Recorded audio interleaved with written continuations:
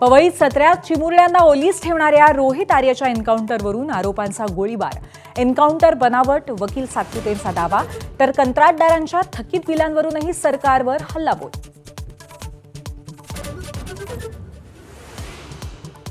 अजित पवारांच्या राष्ट्रवादीमध्ये पुन्हा रुपाली चाकणकर विरुद्ध रुपाली ठोंबरे सामना. माधवी खंडाळकरांच्या आरोपांनंतर ठोंबरेंचा चाकणकरांवर हल्लाबोल. मारहाणीच्या व्हिडिओचं षड्यंत्र चाकणकरांचा असल्याचा आरोप. राष्ट्रवादी पक्ष शरद पवारांचा तर शिवसेना उद्धव ठाकरेंचा पक्ष. भाजप नेते चंद्रकांत पाटलांचं मोठं वक्तव्य. नव्या राजकीय वादाला तोंड फुटण्याची चिन्ह.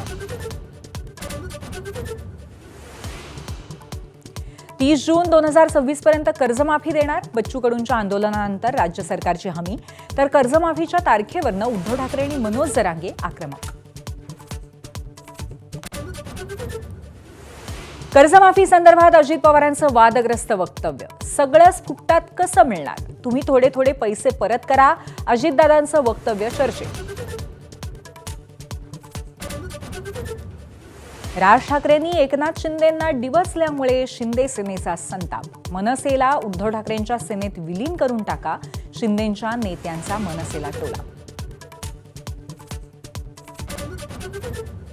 निवडणूक आयोगाविरोधात महाविकास आघाडी आणि मनसेच्या संयुक्त मोर्चाबाबत काँग्रेसची सावध भूमिका. बिहारच्या निवडणुकांमुळे राज ठाकरेंसोबत जाण्यास काँग्रेसला अडचण असल्याची चर्चा.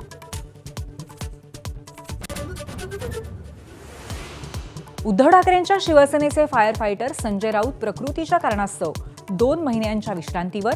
थेट पंतप्रधान मोदींकडून राऊतांना लवकर बरं होण्यासाठी शुभेच्छा.